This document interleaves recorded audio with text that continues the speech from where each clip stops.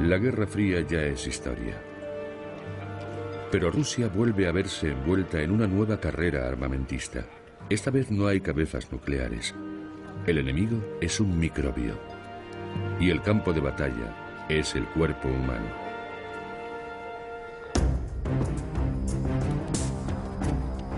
La carrera entre depredador y presa es una de las fuerzas motrices de la evolución.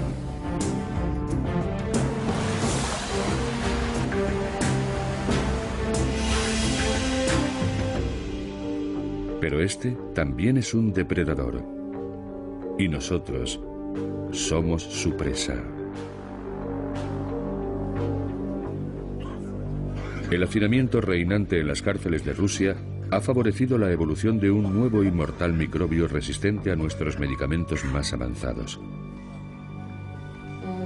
Y tras escapar de las cárceles, está atacando a nuevas presas, aleatoriamente y sin aviso. Como cualquier estudiante de medicina, conocía la enfermedad, conocía los síntomas, pero no podía imaginarme qué era esto. Ahora este asesino ha salido de Rusia y todos somos sus presas en potencia. La carrera armamentista entre humanos y microbios no se puede ganar solamente con medicamentos.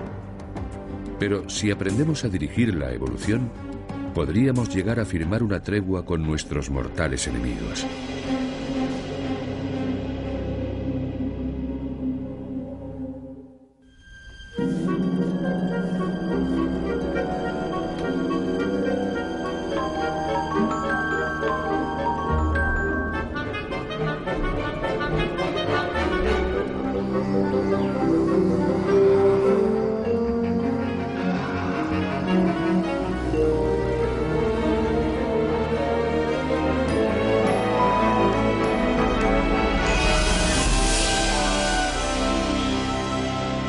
Evolución. La carrera armamentista evolutiva. Cualquier mañana brumosa, la región occidental de Oregón parece una tierra apacible poblada de animales tranquilos, como castores y patos. Y sin embargo, aquí habita uno de los animales más mortíferos de la tierra. Antiguas leyendas locales hablaban de su poder mortal. Pero finalmente, unas muertes en circunstancias extrañas atrajeron la atención de los científicos. Cuando estaba estudiando en la universidad hace 37 años, un profesor me contó la historia de 3 cazadores que habían venido aquí, a la cordillera costera, y los habían encontrado muertos, y descubrieron un tritón hervido en su cafetera. Este está bien. Creo que sí. Y mi profesor me dijo, averigua si esos tritones son venenosos. Edmund Brody Jr. ha estado estudiando el tritón granulado, o Taricha granulosa, desde hace aproximadamente una década junto a su hijo Edmund Brody III. En efecto, este tritón es extraordinariamente venenoso. Unas glándulas que tiene en la piel segregan una de las toxinas naturales más potentes que se conoce. Si se ingiere, la toxina puede paralizar a la víctima en minutos y bloquear funciones vitales en pocas horas. Una cantidad equivalente a una cabeza de alfiler puede matar a un humano adulto. Este es posiblemente el animal más venenoso del mundo. En su piel hay toxinas suficientes para matar a decenas de miles de ratones, o quizá unas 100 personas. Por supuesto no muerde, de modo que tenerlo en la mano no representa ningún peligro, a menos que me lo coma, cosa que no voy a hacer. Lo que nos intrigaba era por qué un animal tan pequeño como este era mucho más tóxico de lo necesario para matar a todos sus depredadores. ¿Por qué un tritón producía tal cantidad de toxinas? Sí, se puede oler la secreción. No te chupes las manos.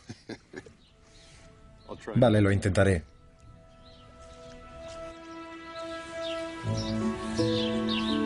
Ningún factor medioambiental podía explicar en términos evolutivos la gran toxicidad de este tritón. Pero los Brody descubrieron que el responsable era otro animal. Voy a mirar entre esas zarzas. Bien. La culebra rayada abunda en esta región. Inofensiva para los humanos, se alimenta de lombrices, ranas y sapos.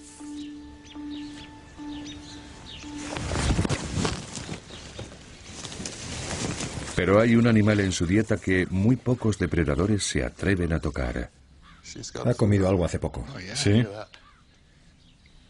Míralo, es un animal bastante grande. No sé si lo suficiente para ser un tritón, pero podría ser. Vamos, pequeña. Aquí está. Sí, sí, ahí está. Ah, ¿qué te parece? Se había comido un tritón macho de buen tamaño. Sí. Esta especie de culebra es el depredador que creemos provoca la evolución de los altos niveles de toxinas en los tritones. Es el único animal que puede sobrevivir a un encuentro con un tritón. Y por tanto es el único que puede ejercer una presión selectiva para hacer incrementar la toxicidad. A medida que la culebra se hace más resistente a la toxina, la presa tiene que producir mayores niveles para defenderse. Podríamos decir que es una escalada armamentista que se produce entre la culebra, el depredador, y el tritón, la presa. Pero ingerir la toxina tiene sus consecuencias. Algunas serpientes se vuelven más lentas. Otras quedan inmovilizadas durante unas horas después de devorar un tritón. En el laboratorio, los Brody pueden medir la resistencia de las culebras rayadas a la toxina. Obligan a una cría de culebra a recorrer un pasillo con sensores de movimiento y registran el tiempo. ¿Tiempo? Tiempo. 3,4. A continuación, inyectan a la serpiente una pequeña cantidad de toxina purificada para simular los efectos de la ingestión de un tritón. Y se repite la prueba de velocidad. Se vuelve agresiva. A veces cuando no pueden reptar les pasa eso. Una serpiente con un bajo nivel de resistencia se puede quedar inmovilizada. 6,3. Vaya. A una serpiente resistente le afecta mucho menos la toxina, pero también paga su precio. Cuanto más resistente es la serpiente, más lenta se vuelve, aunque no esté bajo los efectos de la toxina. La serpiente paga un precio por desarrollar la resistencia. Esa serpiente será más vulnerable a sus propios depredadores. 4,1. Así que hay una relación inversa entre la velocidad y el nivel de resistencia. Están por todo Oregón. Nos sorprendió mucho ver que en esta carrera armamentista el depredador evoluciona en función de la presa y la presa en función del depredador. Y eso nos ha permitido entender mejor cómo funciona la evolución. Ya ha quedado más que claro que la evolución no se debe solo a fuerzas físicas, como tormentas, incendios o cambios climáticos, sino en mucha mayor medida a fuerzas biológicas. Especialmente la forma en que las especies interactúan unas con otras, cooperando unas con otras, parasitándose unas a otras, devorándose unas a otras. ¿Qué hizo feroz al león y veloz a la cebra?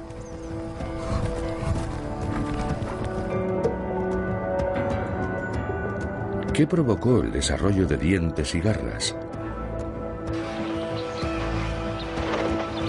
La danza mortífera de depredador y presa impulsa la evolución.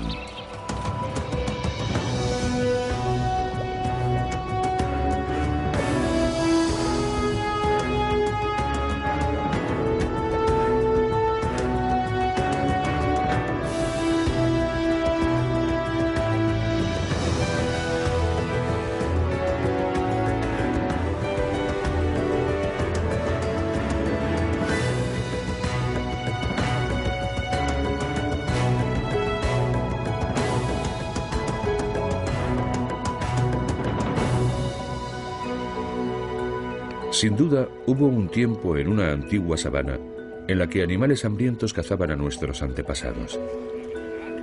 Quizá el aliento caliente de otros carnívoros en nuestro cuello impulsó nuestra propia evolución y nos hizo más rápidos, más fuertes o más inteligentes. Pero en la actualidad solo queda un tipo de depredador al que tengamos razones para temer.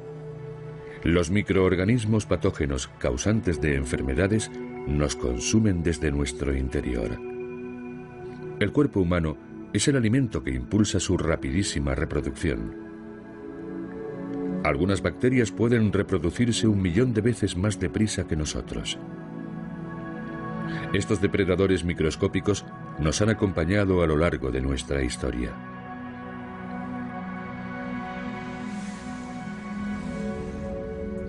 La bacteria causante de la tuberculosis devoró los cuerpos de nobles egipcios hace más de 4000 años. Otro microbio fue el responsable de la temida peste negra.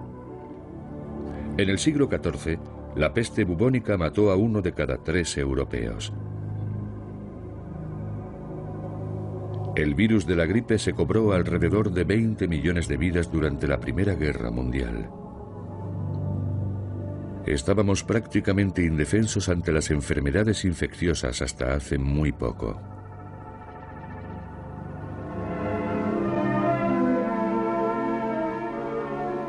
Esto es un campo de batalla en la guerra total del hombre contra la enfermedad. Aquí ha concentrado el hombre su artillería más pesada contra la muerte prematura. Los antibióticos, la medicina milagrosa de nuestra era. En el siglo XX, los científicos empezaron a concentrarse en las sustancias químicas que producen los microbios para atacarse unos a otros. Y se pensó que quizá algunas de aquellas sustancias podían atacar a organismos que provocaban enfermedades sin hacer daño al cuerpo humano. El primero de los llamados antibióticos, la penicilina, salvó innumerables vidas en la Segunda Guerra Mundial. Ahora los médicos tenían un arma para combatir las infecciones que con frecuencia mataban a los soldados heridos en los campos de batalla. En los años 50 ya había en el mercado cientos de antibióticos. Derrotar a aquellos gérmenes mortíferos parecía un juego de niños. En 1969, el director general de Salud Pública estadounidense declaró que había llegado la hora de cerrar el capítulo de las enfermedades infecciosas, pero se había precipitado.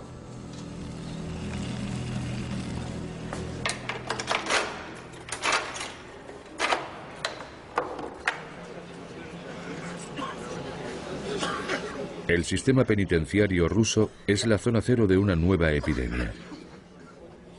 Un antiguo asesino ha regresado con renovadas fuerzas. Desde el colapso de la Unión Soviética, el índice de encarcelamiento de Rusia ha llegado a ser el más alto del mundo.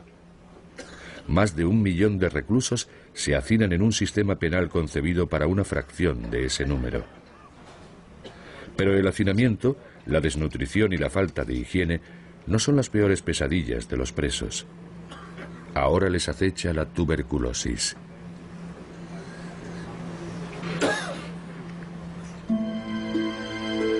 La bacteria que causa la tuberculosis puede mantenerse en estado latente durante décadas en un organismo sano. Pero si el sistema inmunológico se debilita, los microbios empiezan a multiplicarse y consumen los pulmones del enfermo. Los presos están desnutridos, muchos de ellos son alcohólicos, muchos de ellos son fumadores. Si se añade el estrés de estar en la cárcel, todos esos factores juntos hacen muy probable no solo que uno contraiga la tuberculosis, sino que se active la enfermedad. Cuando una persona con tuberculosis activa, tose o simplemente habla, expulsa partículas contagiosas que permanecen en suspensión en el aire durante horas. La siguiente víctima solo tiene que inhalarlas para resultar infectada. Al menos 100.000 reclusos tienen tuberculosis activa. Pero los antibióticos escasean. Muchos de ellos morirán antes de terminar de cumplir sus condenas.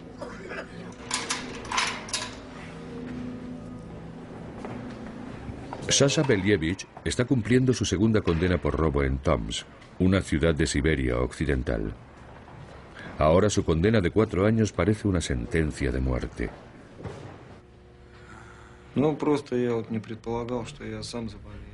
Nunca se me ocurrió que podía contagiarme. Nunca pensé mucho en esto. Al principio no podía creerme lo que me decía el médico. Pensé que podía tener otra enfermedad, pero no tuberculosis. Cuando le detectaron la enfermedad durante su primera condena, le administraron antibióticos. Y mejoró.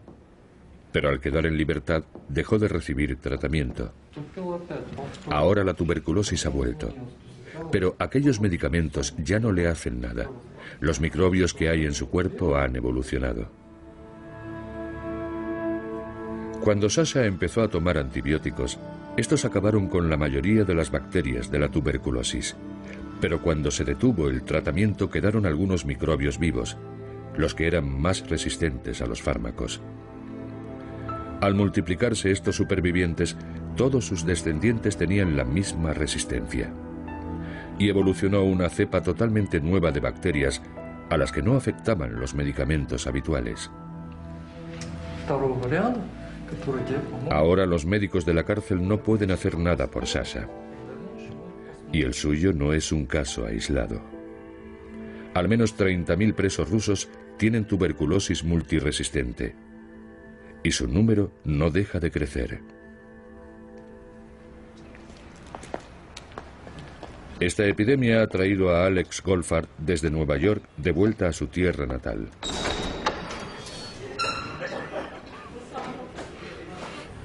Trabajando con las autoridades rusas, ha desarrollado un programa piloto en la cárcel de Tomsk para cambiar la forma en que se trata la tuberculosis. Este sistema penitenciario es la incubadora ideal para estas cepas multiresistentes. Los rusos han estado utilizando regímenes de tratamiento inadecuados, sobre todo en las cárceles, durante la última década. Emplean una medicación de baja calidad. Nunca terminan el periodo de tratamiento. Y el resultado es que estas cepas resistentes se están extendiendo sin control a través de la tos, y eso representa un grave problema. Para los casos de tuberculosis multiresistente, Goldfarb tiene una pequeña provisión de lo que se denomina fármacos de segunda línea. Mucho más caros que los tratamientos estándar para la tuberculosis, los fármacos de segunda línea pueden provocar peligrosos efectos. Pero las reservas de Goldfarb no son ni de lejos suficientes para tratar a los 300 reclusos que están en cuarentena en la sala de multiresistentes, y mucho menos para todos los casos que hay fuera de los muros de la cárcel. Cuando un recluso termina de cumplir su condena, queda libre en el corazón de Tomsk, una ciudad de 500.000 de habitantes. Sano o enfermo, ahora puede recorrer libremente sus calles y subir a sus autobuses entre sus confiados habitantes.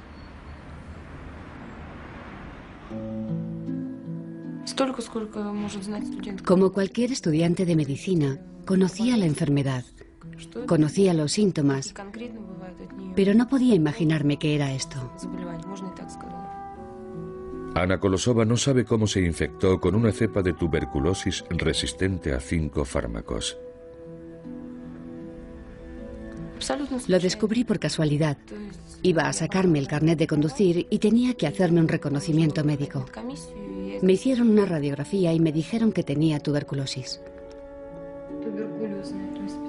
6 meses después empezó a toser sangre. Tuvo que dejar sus estudios de medicina y ha estado hospitalizada desde entonces. Si tuviéramos medicamentos de segunda línea, el pronóstico de Ana podría ser positivo. Sin ellos no puede ser en absoluto positivo. Y el de Ana no es un caso aislado. Tengo a mi cuidado a otra estudiante universitaria y a otros pacientes jóvenes con tuberculosis multiresistente. Los síntomas se pueden aliviar y el avance de la enfermedad puede remitir durante un tiempo, pero los medicamentos que podrían salvarles la vida todavía no están a su alcance. Por ahora solo 30 reclusos recibirán los fármacos de segunda línea. A todos ellos les queda todavía por cumplir un mínimo de 2 años de reclusión, lo que garantiza que terminarán el tratamiento y se evitará la evolución de nuevas bacterias multiresistentes. Sin embargo, hay protestas. La gente pregunta, ¿por qué se va a gastar entre 5 y 8 mil dólares en curar o tratar a un asesino convicto? Así que tenemos que explicar una y otra vez que hemos elegido las cárceles por razones epidemiológicas. Este es el punto de origen en el que se puede atacar este problema. En un gesto de buena fe, Goldfarb se ha quitado la máscara para dirigirse a los 30 hombres que van a tener una segunda oportunidad de vivir. Y les dice: el tratamiento que os estamos ofreciendo no es ningún experimento. Nunca se ha utilizado en Rusia porque es demasiado caro. Es un proceso complicado y doloroso. Para algunos de vosotros durará 1 año y medio. Pero todos debéis tomároslo lo más seriamente posible y terminar el tratamiento completo.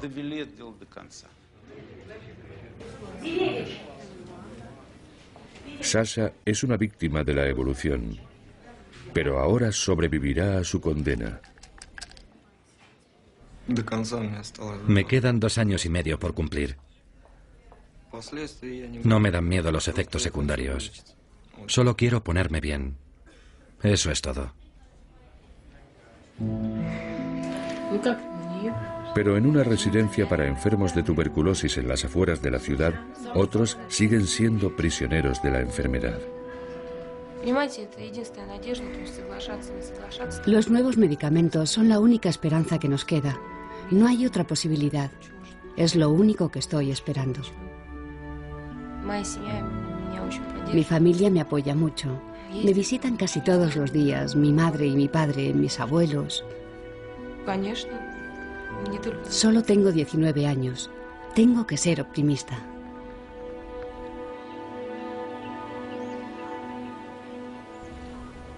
En un tiempo, Siberia parecía el lugar más remoto de la Tierra, pero ya no lo es. Ahora, líneas aéreas, trenes y autopistas comunican toda Rusia. Cepas de tuberculosis multiresistente han contagiado a miles de personas y algunas están saliendo del país.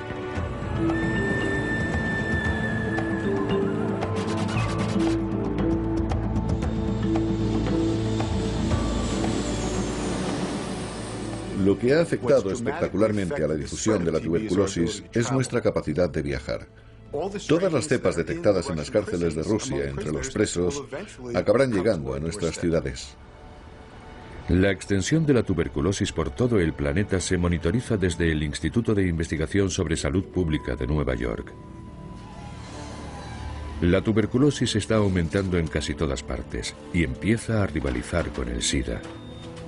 Actualmente se cobra entre 2 y 3 millones de vidas al año. Las bacterias de tuberculosis, recogidas por todo el mundo, ayudan a los investigadores a registrar la evolución de nuevas cepas.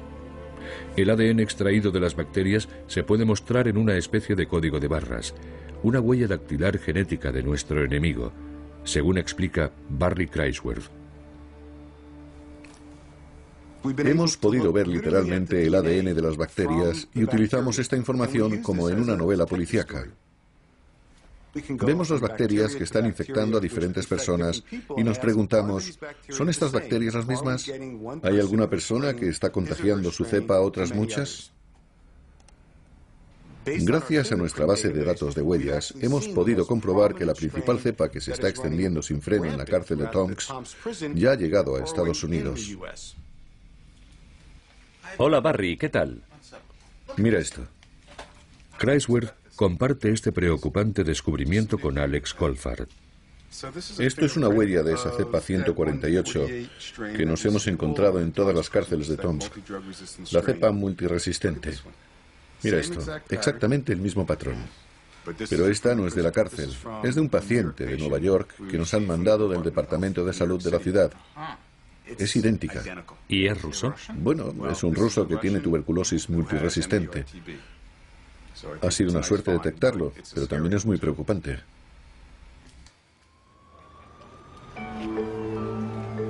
¿Cuánto tiempo pasará antes de que otro viajero introduzca la tuberculosis multiresistente en Nueva York o en cualquier otra ciudad? ¿Cuánto tiempo pasará antes de que otros se infecten?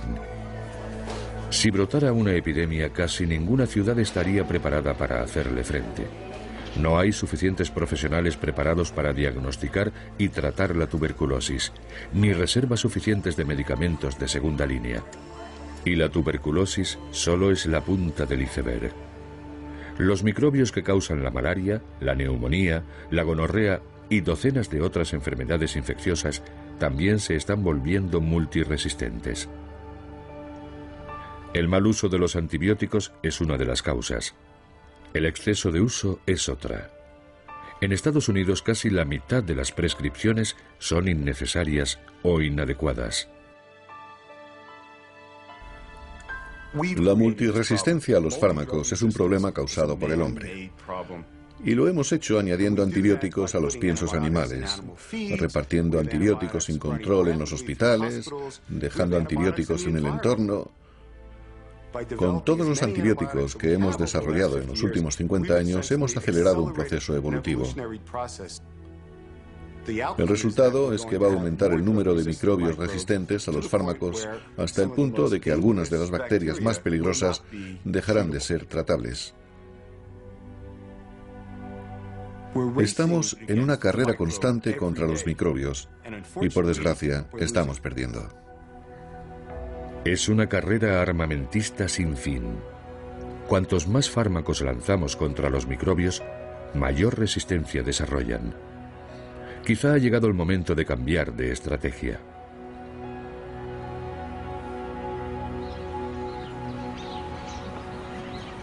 Si podemos hacer que los microbios se vuelvan resistentes a los medicamentos, también deberíamos poder hacerles evolucionar de forma que nos beneficien.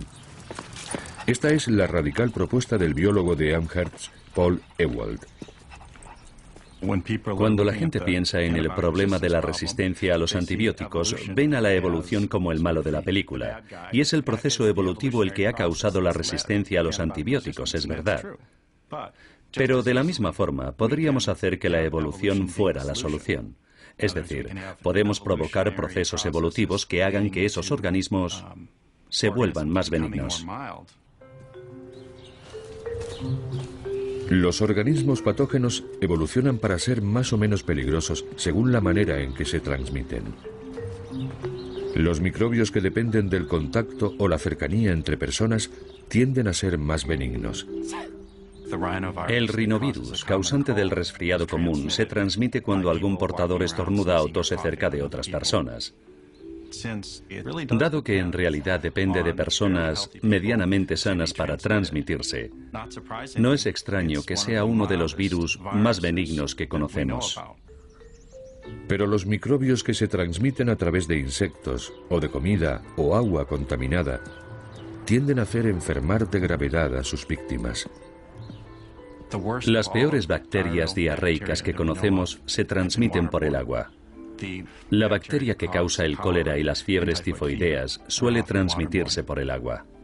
Así, aunque el organismo sea tan nocivo que el enfermo no puede moverse de la cama, el organismo sigue pudiendo transmitirse a un gran número de personas. Cuando comprendemos los factores que favorecen la mayor o menor nocividad, podemos hacernos una pregunta. ¿Estamos haciendo determinadas cosas o podemos hacer determinadas cosas que favorezcan que los organismos evolucionen volviéndose más benignos? Podemos examinar el brote de cólera que se produjo en Sudamérica como una especie de experimento natural que nos permite evaluar estas ideas. En 1991, el cólera invadió Perú y se extendió rápidamente. A lo largo de los 5 años siguientes, más de 1 millón de personas sufrió diarreas y vómitos, en algunos casos muy violentos. Murieron más de 10.000 personas.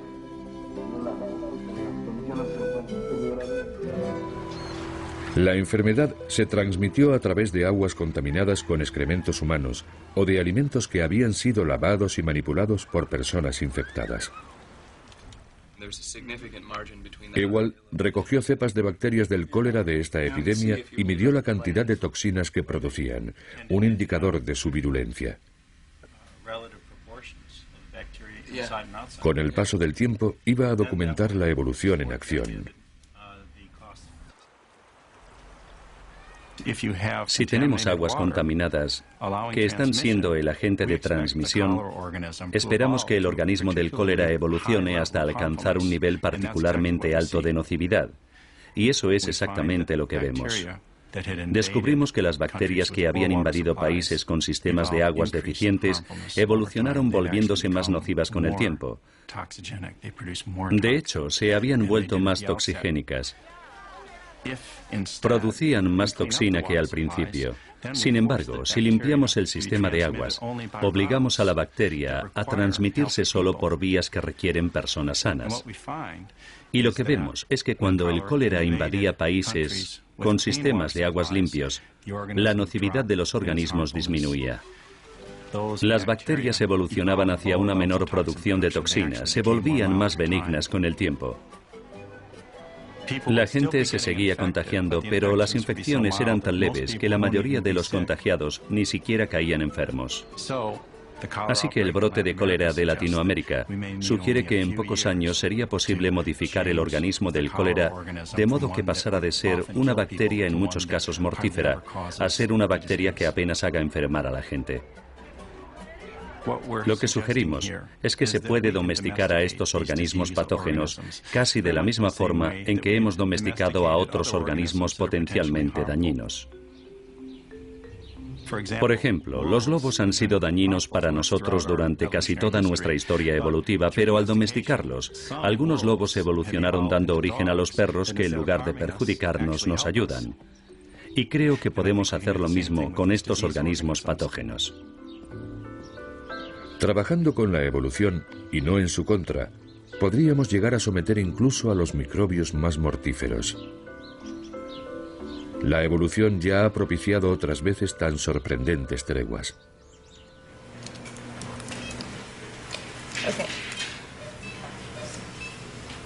La mayoría de los felinos salvajes ha desarrollado, gracias a la evolución, una forma de convivir con un virus relacionado muy de cerca con otro que está diezmando a la humanidad. Su historia fue descubierta por Stephen O'Brien, que ha acudido aquí, al Zoo Nacional, para examinar a este guepardo sedado. Originalmente empezaron a interesarme los felinos porque me interesaba la interacción entre las enfermedades infecciosas y los genes de las especies que las sufren.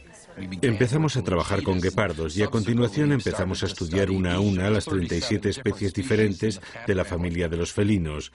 Y lo que estamos aprendiendo de ellos es que son un espejo de los procesos evolutivos humanos. Todo empezó en los años 80, cuando O'Brien empezó a preocuparse porque pequeñas poblaciones de felinos amenazados eran especialmente vulnerables a los efectos de las enfermedades infecciosas. Entonces oyó que muchos gatos domésticos estaban siendo víctimas de un virus letal recién descubierto, el virus de inmunodeficiencia felina, o VIF. El VIF está asociado a gatos domésticos muy débiles, desnutridos y propensos a infecciones oportunistas. Y la enfermedad era el resultado de un colapso del sistema inmune. Los paralelismos con el virus de inmunodeficiencia humana eran muy notables. Y yo quería saber si este virus también había infectado a otros felinos no domésticos. O'Brien había recogido muestras biológicas de miles de felinos salvajes por todo el mundo y empezó a analizarlas en busca del virus. El caso es que cuando analizamos a guepardos de África Oriental, a pumas de las rocosas, a ocelotes de los Andes y a leones del Serengeti, resultaba que prácticamente todas las especies de felinos del planeta habían estado expuestas y estaban infectadas por alguna versión del virus de inmunodeficiencia felina. Aquello me pareció terrorífico, porque pensé que estábamos a un paso de una epidemia que iba a acabar con muchos de estos felinos. Y dado que 36 de las 37 especies de felinos están amenazadas o en peligro de extinción, esto podría ser para ellas el golpe de gracia. Durante años, O'Brien temió lo peor. Alertó a directores de zoos y parques naturales de todo el mundo para que hicieran análisis a sus animales en busca del virus y de síntomas similares a los del SIDA. Sin embargo, lo que descubrimos fue que pasaba el tiempo y que estos felinos no se ponían enfermos. Era como si hubieran desarrollado algún tipo de resistencia a este virus mortal.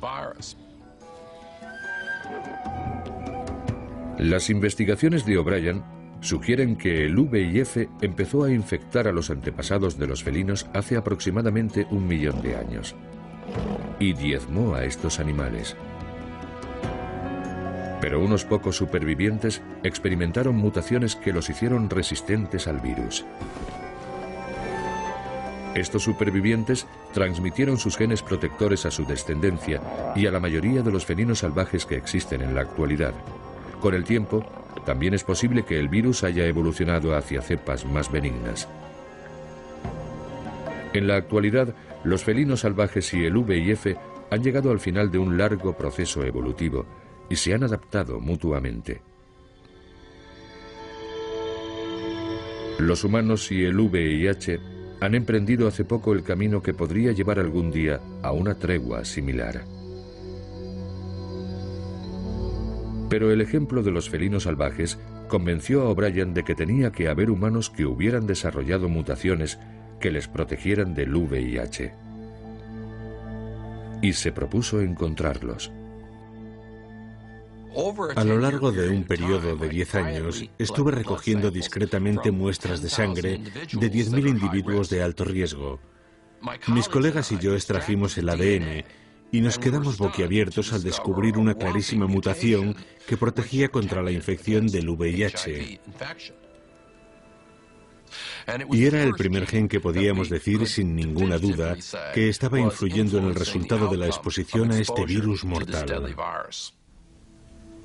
La mayoría de las personas tenemos unos receptores en las células inmunes que proporcionan al VIH una vía de entrada.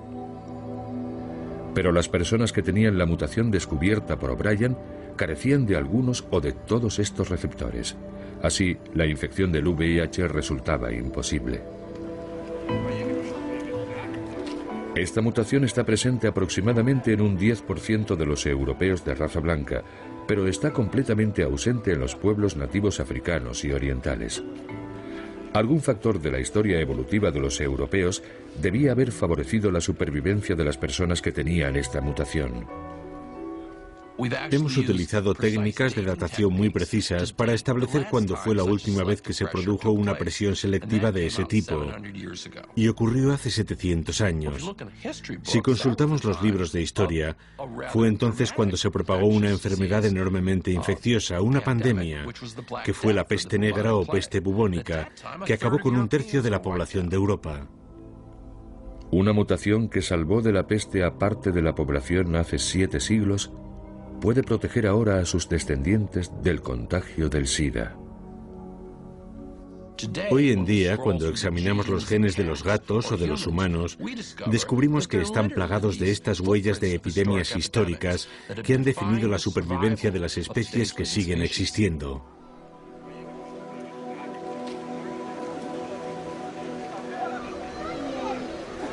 Todos portamos las marcas de la lucha de nuestros antepasados por la supervivencia. Pero la evolución no solo está impulsada por el conflicto y la competición.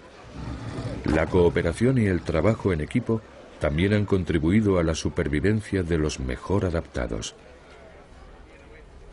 Hacia el final del siglo XX, los biólogos empezaron a darse cuenta de que había otra fuerza igualmente importante y responsable de la formación de gran parte de la magnífica superestructura de la biodiversidad de la Tierra. Y es esa cooperación, lo que llamamos simbiosis, y especialmente la simbiosis mutua. Es decir, la convivencia íntima de diferentes tipos de organismos en la que hay una asociación que beneficia a ambas partes. En la naturaleza abundan las simbiosis. En muchos casos, la misma supervivencia de una especie depende de otra. Un mero disfruta de una limpieza a fondo mientras unos diminutos crustáceos devoran los parásitos que se adhieren a su piel. Las anémonas ofrecen refugio a los peces payaso, que a su vez les llevan comida y ahuyentan a sus depredadores. Con néctar y polen, las flores atraen a pájaros y abejas para utilizarlos en su fertilización. La mayoría de las plantas dependen de hongos que viven en sus raíces para extraer los nutrientes del suelo. Y los herbívoros no podrían digerir su comida sin las bacterias que viven en su intestino y que descomponen la materia vegetal. Nosotros también somos animales simbióticos. Cada milímetro de nuestra piel y todo nuestro intestino están cubiertos de bacterias beneficiosas. Nos ayudan a digerir la comida, producen vitaminas y nos defienden de microbios peligrosos.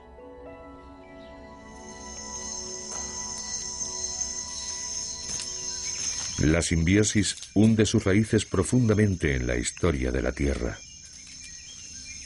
Hace entre 50 y 60 millones de años, justo después de la era de los dinosaurios, dos especies hicieron un pacto muy duradero aquí, en la densa maraña que se convertiría en la selva amazónica. Una colonia madura de atinas enorme. Estos grandes montículos de tierra son el producto de esa asociación. Y es lo que ha traído a Ted Schultz y a Ulrich Müller a este remoto rincón de Brasil. Curiosamente, las excavadoras de toda esta tierra son hormigas atinas o cortadoras de hojas. Mira, están trayendo hojas. Ya han empezado las recolectoras. Sí.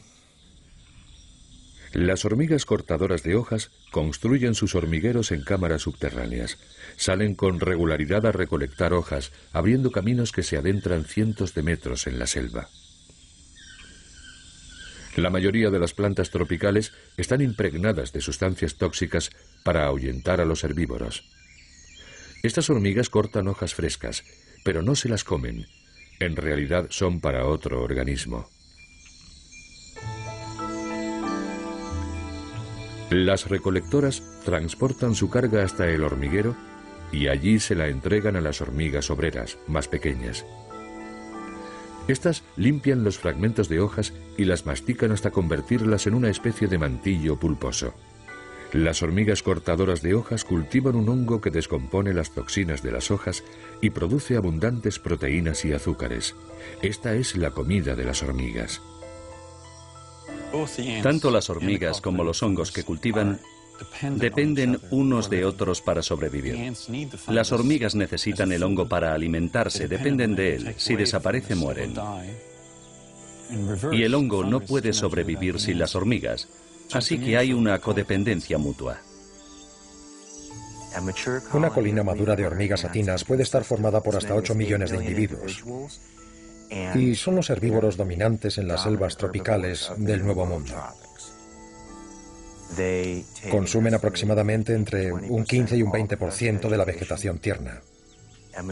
Una colonia madura de cortadoras de hojas equivale a una vaca adulta plantada en mitad de la selva, alimentándose de la vegetación que la rodea.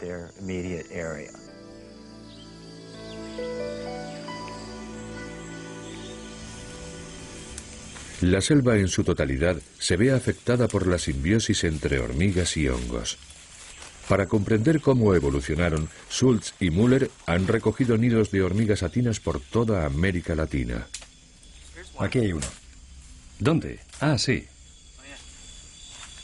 Un ojo entrenado puede detectar los sutiles signos que indican la presencia de un nido reciente, establecido hace quizá 6 meses, cuando una nueva reina abandonó otro nido con una pequeña cantidad de hongos en la boca y lo enterró en el suelo. Ahí está. ¡Qué maravilla! Abrir un nido es un momento muy emocionante. De repente se abre la cavidad y ves el huerto de hongos. Incluso puedes ver a la reina. Ahí está la reina. Sí, ahí está. Es del tamaño de un cacahuete.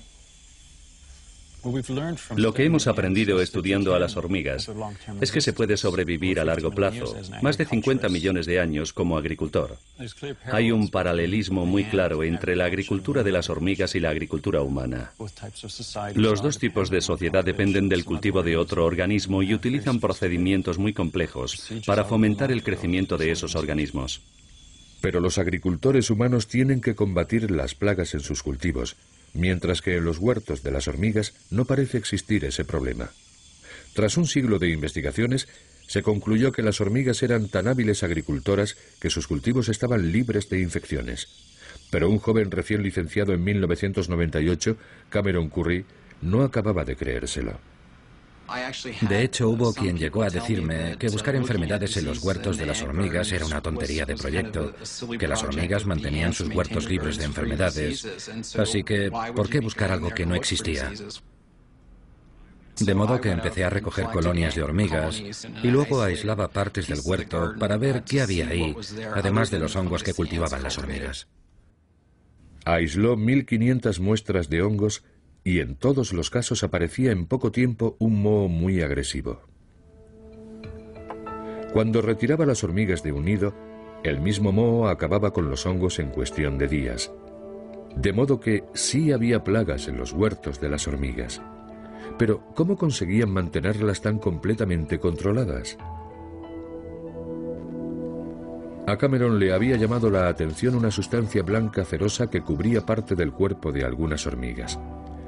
Lo que realmente le intrigaba era que las hormigas que trabajaban en los huertos estaban cubiertas con aquella sustancia, y consultó a los expertos al respecto. Hasta ahora siempre se había pensado que era algún tipo de secreción indeterminada que producían las hormigas por razones desconocidas y probablemente insignificantes. Y Cameron fue el primero que puso esa secreción cerosa bajo el microscopio y observó que no era una sustancia inerte y sin vida, sino que estaba viva. Aquella cera resultaba ser una alfombra de bacterias.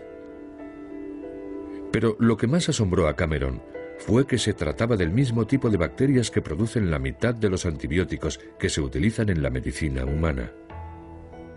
Recuerdo que el director de mi tesis y yo nos reíamos pensando que tendría gracia que las hormigas hubieran estado utilizando estas bacterias para producir antibióticos durante millones de años y los humanos las hubiésemos descubierto hace 60 años. Y en aquel momento pensamos que la idea era un tanto inverosímil.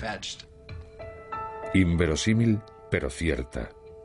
Parece que las hormigas han estado utilizando antibióticos para controlar las plagas de sus huertos desde hace unos 50 millones de años. Pero entonces, ¿por qué no ha desarrollado el moho resistencia al antibiótico? Creo que probablemente la clave está en el hecho de que las hormigas están utilizando cultivos de millones de células de bacterias para producir estos antibióticos, de modo que estas bacterias están evolucionando. Asimismo, el agente patógeno que atacan estos antibióticos también está evolucionando, y es una carrera armamentista evolutiva que lleva produciéndose 50 millones de años. Así pues, en la simbiosis entre las hormigas y los hongos, también toman parte el moho agresivo que ataca los huertos de hongos y las bacterias que viven en los cuerpos de las hormigas. A menudo la naturaleza es más compleja de lo que parece a primera vista. Los científicos apenas están empezando a comprender cómo pueden interactuar 2, 3 o 4 especies. Pero todavía les falta mucho para comprender cómo pueden interactuar miles o decenas de miles de especies para crear los monumentales ecosistemas del mundo, como las selvas tropicales o los arrecifes de coral. Y el vacío más notable en nuestro conocimiento es el referente a las bacterias y los microorganismos, porque ellos son los que forman la base del mundo viviente.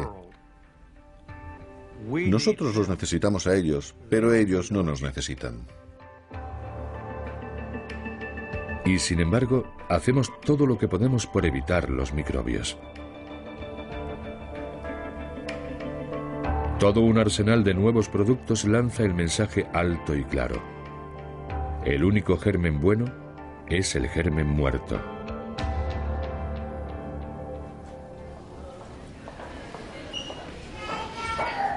¿Estamos creando un mundo demasiado limpio? Eso se pregunta en su investigación la pediatra Erika von Mutius. Respira hondo, por favor. Respira hondo. Bien, otra vez. La doctora von Mutius trata alergias y asma, trastornos en los que el sistema inmune responde violentamente a sustancias inocuas. Los índices de ambos trastornos suben sin cesar en las regiones ricas e industrializadas. Quizá los niños están creciendo en entornos demasiado protegidos de los gérmenes para lo que conviene a su salud. Los microbios pueden hacernos cosas muy dañinas, pero también pueden ser importantes para que nuestro sistema inmunológico aprenda a tratar con el entorno y a tolerar o combatir virus, bacterias o infecciones. Para comprender las causas de las alergias y el asma, von Mutius está haciendo una investigación en un lugar donde estos trastornos apenas existen, en la Baviera rural. Su objetivo es averiguar qué factores medioambientales pueden estar protegiendo a los niños que se crían aquí. Lo que hacemos en el estudio es una comparación dentro de los pueblos pequeños. Comparamos a los niños que viven en granjas con niños del mismo pueblo que no viven en granjas. Ha solicitado la colaboración de más de 800 familias con hijos de entre 6 y 12 años para hacer un estudio detallado de su salud y su forma de vida. Entonces, más o menos, ¿cuánto tiempo al día pasa en cada cuestionario? Les preguntamos por problemas de alergia y, lo que es más importante, sobre el contacto que tienen con los animales y con las actividades de la granja. ¿Tienen algún caballo, alguna vaca? No. ¿Ovejas, cabras? No, sí, una cabra.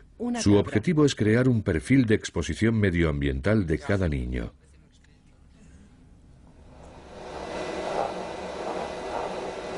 Su equipo analiza muestras de polvo de alfombras y ropa de cama en toda la casa en busca de pelo de animales, partículas de polvo y microorganismos. Si la familia tiene ganado, se toman muestras de los establos para detectar los microbios presentes en los habitáculos y en los excrementos de los animales. El estudio aún se está realizando, pero los resultados preliminares parecen indicar una correlación muy clara. Uno de los factores que parecen tener más importancia es el contacto con el ganado. Estos niños, cuanto más tiempo pasan en los establos y cuanto antes empiezan a hacerlo, más protegidos parecen estar frente a las alergias. Puede que los altos niveles de microorganismos de los establos contribuyan a fortalecer el sistema inmunológico del niño para toda su vida. Los microbios siempre han estado a nuestro alrededor y tenemos que encontrar el equilibrio entre erradicar el efecto perjudicial de las bacterias y quizá también aprovechar los componentes beneficiosos que pueden tener. Es algo que conseguiremos en el futuro. Nuestra especie evolucionó en un mundo lleno de microbios y de otros animales. Y apenas hemos empezado a entender el valor de esta herencia. Los científicos y los investigadores que se han centrado en este tema cada vez están más de acuerdo en que es un gran error que la humanidad se separe demasiado del resto de los seres vivos. La inmensa mayoría de las especies son nuestras amigas, no nuestras enemigas. Y no solo nos beneficiamos de ellas, sino que en conjunto son esenciales para nuestra existencia.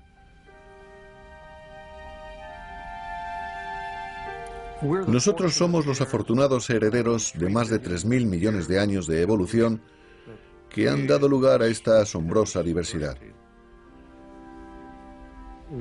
Tenemos que aprender mucho más sobre el mundo viviente y sobre cómo la humanidad misma está afectando a la evolución.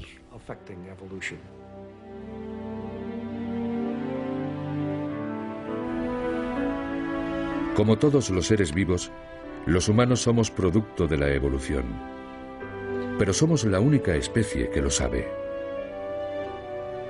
Solo nosotros podemos volver la vista hacia el pasado lejano y maravillarnos ante la historia de la vida.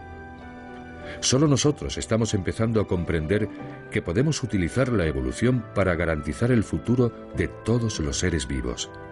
Y más que ninguna otra cosa, quizás sea esta visión única la que nos hace humanos.